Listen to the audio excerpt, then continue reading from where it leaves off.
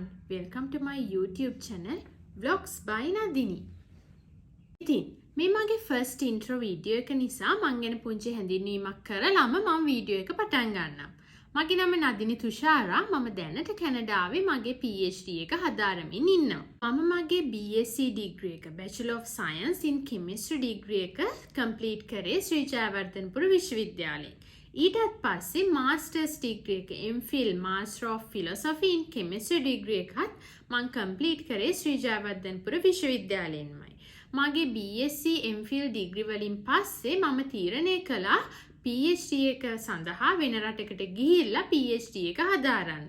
ඉතින් මම රටවල් කිහිපයක් තෝරගෙන ඒ රටවල් වලට apply කරලා මට ලැබුණු පළවෙනි chance එකෙන්ම මම කැනඩාව තෝරගෙන දැනට කැනඩාවේ මම PhD එක හදාරමින් ඉන්නවා.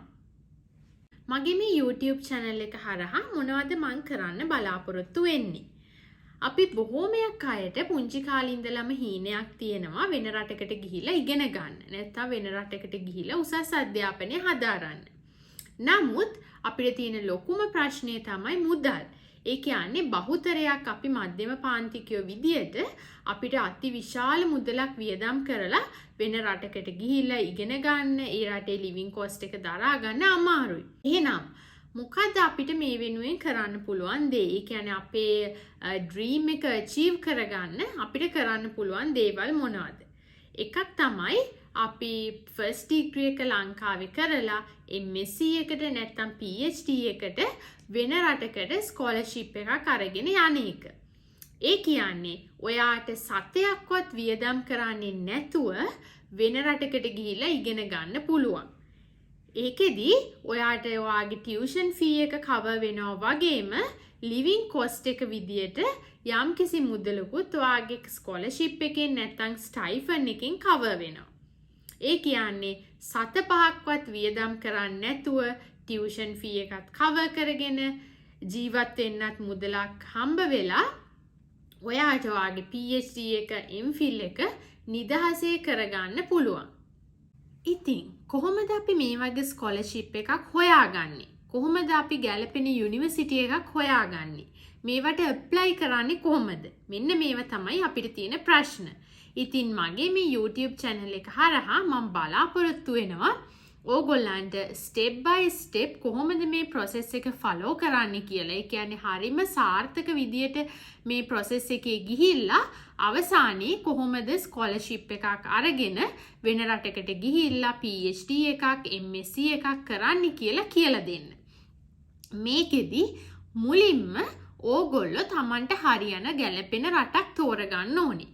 ඒ කියන්නේ අපි යන්න කැමති රටේ තියෙන requirements ඕගොල්ලන්ගේ qualifications එක match වෙනවද කියලා බලන්න ඕනේ. ඒ වගේම සමහර රටවල් ගත්තොත් එක එක conditions තියෙනවා. ඒ කියන්නේ ඔයා යන්නේ ඔයාගේ partner එක්ක නම් සමහර රටවල් වල partnerත් එක්ක ඔයාට ගිහිල්ලා partnerට open work permit එකෙන් job එක කරන්න පුළුවන්. ඔයාට studies කරන්න පුළුවන් කිසිම ප්‍රශ්නයක් නැතුව. නමුත් සමහර රටවල් තියෙනවා ඔයාට study permit එක ලැබුණට partnerට work permit එකක් ලැබෙන්නේ නැහැ.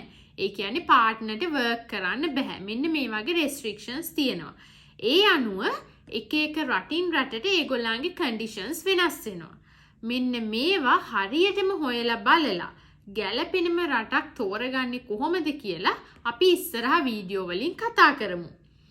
උදාහරණයක් විදිහට Canada, Australia, UK, USA, New Zealand ඒ වගේම අනිත් යුරෝපියන් countries ගත්තම රටින් රටට ඒගොල්ලන්ගේ තියෙන conditions වෙනස් වෙනවා. ඒ වගේම මේ රටවල් වලට visa apply කරද්දී ඒගොල්ලෝ ඉල්ලන දේවල් අපි proof කරන්න ඕනේ දේවල් එකින් එකට වෙනස්. මේවා අපි ඉස්සරහා වීඩියෝස් වලදී කතා කරමු. ඊළඟට වැදගත්ම දේ තමයි අපි දැන් ඔන්න අපිට හරියන රටක් තෝරගත්තට පස්සේ අපි ඊළඟට ඒ රටේ යුනිවර්සිටි එකක් තෝරගන්න ඕනේ. ඒ කියන්නේ යුනිවර්සිටි රෑන්කින්ග්ස් බැලුවම අපේ ඩ්‍රීම් එක තියෙන්නේ හයි රෑන්කින් යුනිවර්සිටි එකකට යන්න නම් ඒ යුනිවර්සිටි එකට ඇප්ලයි කරනවා වගේම තව මිඩල් රෑන්කින් ඒ වගේම ඊටත් පහළ තියෙන යුනිවර්සිටිස් කීපයකට ඇප්ලයි කරලා තියෙන එක වටිනවා. ඉතින් මේ විදියට යුනිවර්සිටි එකක් තෝරගනිද්දි මොනවද අපි සැලකිලිමත් වෙන්න ඕනේ? මේ යුනිවර්සිටි එක ඉල්ලන රික්වයර්මන්ට්ස් මොනවද? ඒ කියන්නේ යුනිවර්සිටි එකෙන් යුනිවර්සිටි එකට ඒගොල්ලෝ ඉල්ලන ඩිග්‍රී ක්වොලිෆිකේෂන්ස්, ඊළඟට ලැන්ග්වේජ් ප්‍රොෆිෂන්සි රික්වයර්මන්ට්ස්, ඊළඟට සමහර යුනිවර්සිටිස් වලින් GRE graduate record examination requirement එක එකින් එකට වෙනස් වෙනවා. මේවා සමහර වෙලාවට යුනිවර්සිටි එකකින් යුනිවර්සිටි එකට වගේම ඩිපාර්ට්මන්ට් එකකින් ඩිපාර්ට්මන්ට් එකටත් වෙනස්.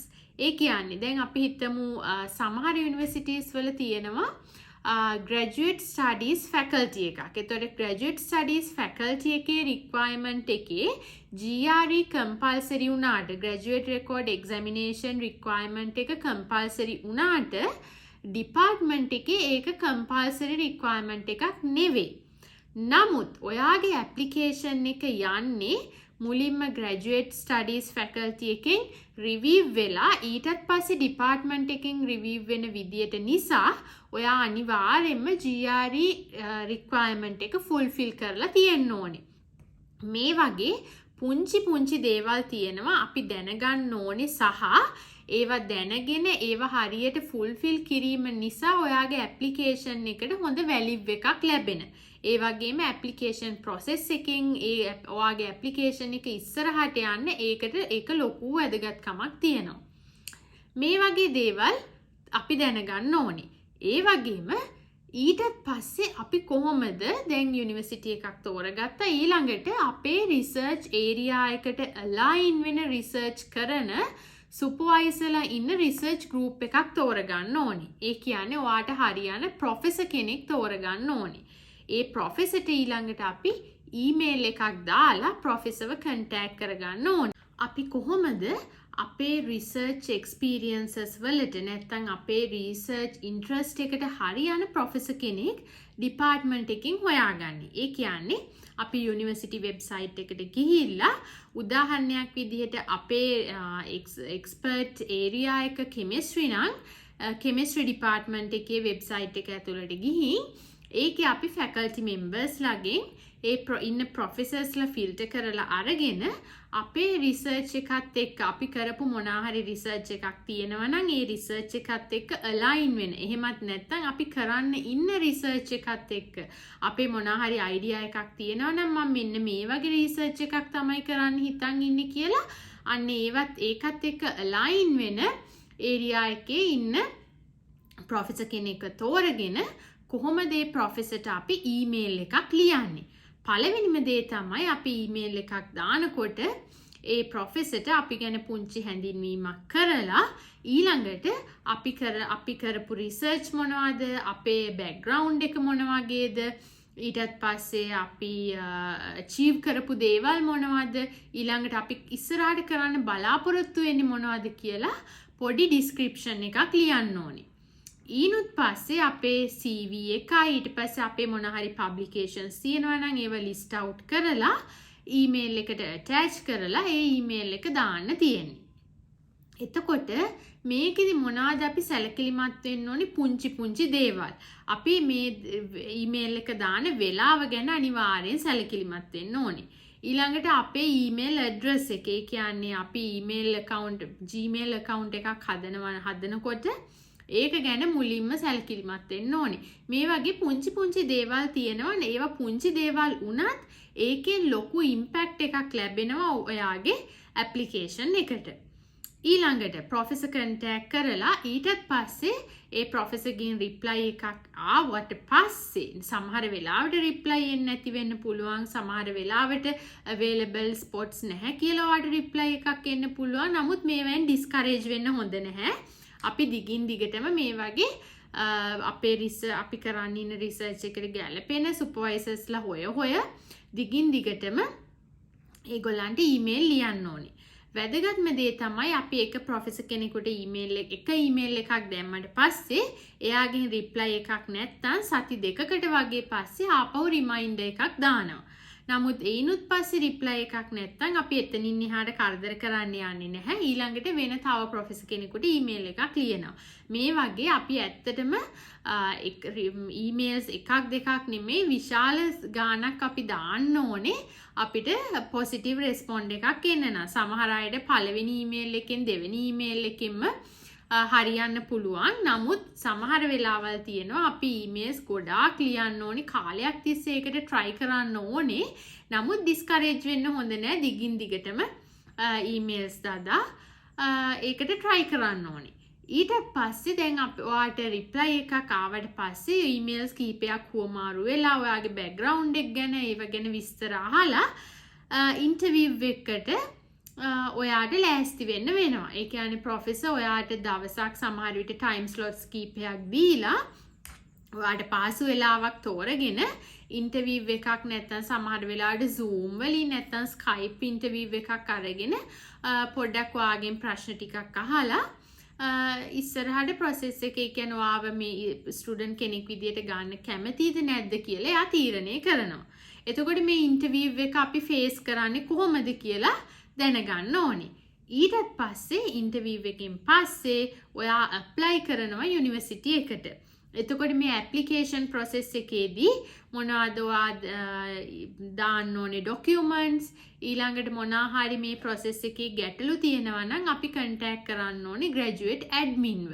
මෙන්න මේ කරුණු තමයි ඔයගොල්ලෝ සැලකිලිමත් වෙන්න ඕනේ ස්කෝලර්ෂිප් එකකට ඇප්ලයි කරනවා නම්. එතකොට මේ process එකේ පුංචි කරුණු step by step කොහොමද කරන්න කියලා මම ඉස්සරහා වීඩියෝස් වලින් කතා කරනවා. එහෙනම් දිගටම රැඳිලා ඉන්න මගේ වීඩියෝස් එක මගේ YouTube channel එක subscribe කරලා තියාගන්න.